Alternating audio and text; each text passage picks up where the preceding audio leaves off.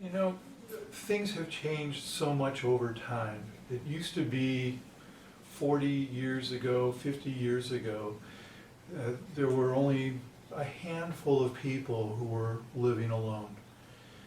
Now, more than 40 million Americans live alone.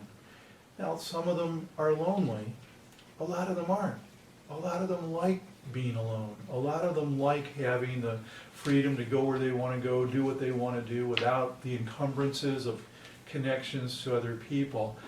How do we bridge this time, this era in which we live, in which people are more disconnected and isolated on one hand, and at the same time seeing the strong emergence of social media, things like Facebook, where people have thousands of friends, that disparity, to me it's a very mixed thing to have that theme of isolation on one side and connection on the other side. So I guess I'm asking, how do you reconcile those two things?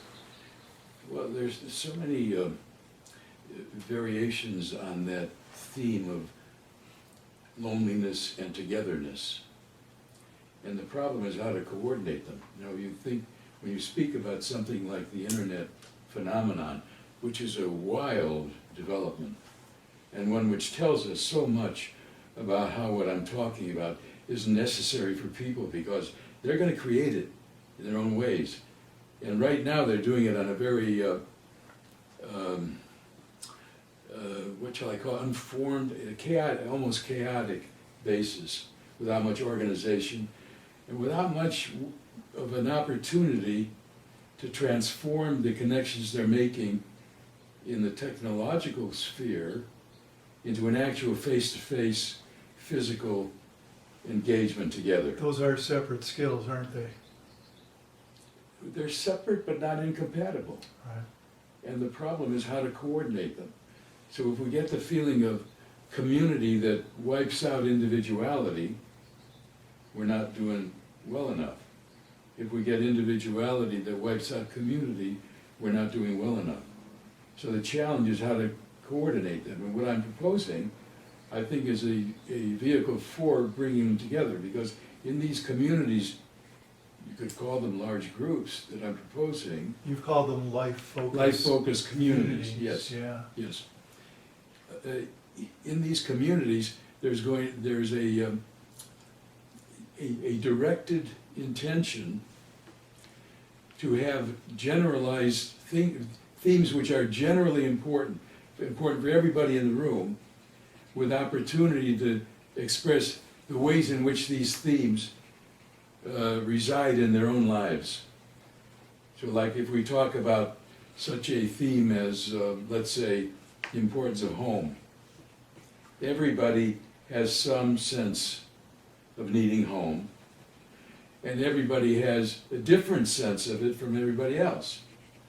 So you have to have the sense of the commonality of that interest with the individuality of how it works out in each person. And these groups are intended to satisfy both of those needs. Well, you used the phrase coordinating. Can you talk a little bit about what you mean by that, how you coordinate these Well, two? some things are coordinated reflexively, and some have to be formed in coordination. When I talk about something like coordinating the generalized idea of home with the individualized sensibility for home, if we deal with some generalized aspects in a total group and then form subgroups where people can tell their own individual stories, then you've got a coordination of the generality and the individuality. So on both levels, you've got a general level where more people can meet, and then a more specific level where a smaller subgroup Yes, can meet. yes. And people are going to have one foot in both camps. Which do you think would actually be more satisfying to people? Do you think that they need that deeper individual attention, or do you think that there's more to be gained from being part of a larger group? They have us go together. I think one of the problems has been that they often haven't gone together. As in, for example, in religion, the group thing is the major vehicle. At the expense of the At individual. the expense of the individual. Yeah, I don't mean that the religions don't give opportunity for some individuality, but the generalized quality of it is that you go into the place of worship, and everybody there is saying the same thing. They're hearing the same music. They obviously will have their own interpretations. You can't stop the individuality, but the general format is geared toward the community. Psychotherapy, on the other hand, has always been geared toward the individual. So if you take a psychotherapy session, when people try to solve problems individually, it's always an individual solution, and the therapist generally does not take it into the direction of morality, which is a communal thing. So morality is basically a way of people living well together. Psychotherapy is basically a way of people living together. But the psychotherapist who helps someone to live together within his society, whomever he's living with, or with his wife if it's couple therapy, or husband, or with the family, that quality of individuality, the quality of problem solving, is not transposed into how the community should behave. So if I'm dealing with someone in therapy and we solve a particular relational problem, that's not taken as a moral statement. It's taken as a problem-solving statement. It's actually a moral statement. If you think of morality as a way of people living well together.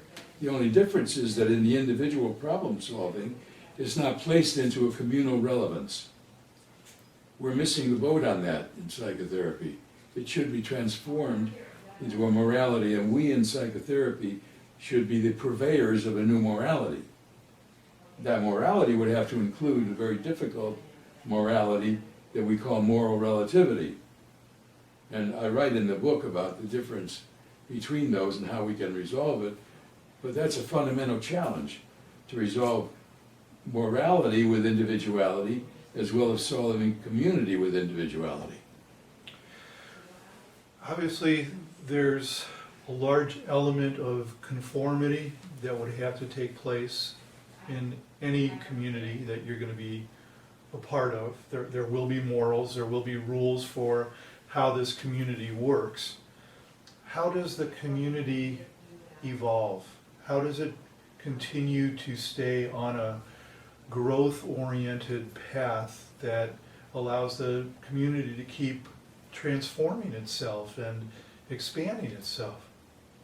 Well, we're made to be a community. We don't have to get very complicated about it. I know that the freewheeling formation of community has calls for some organizational force that keeps it together and keeps it going. But we can't ignore that there's a natural wish to be together. And if that natural wish is satisfied by things which are satisfying to both the community and the individual, then it will find its own way into their own future activities, whatever they want to do. It's a very large question.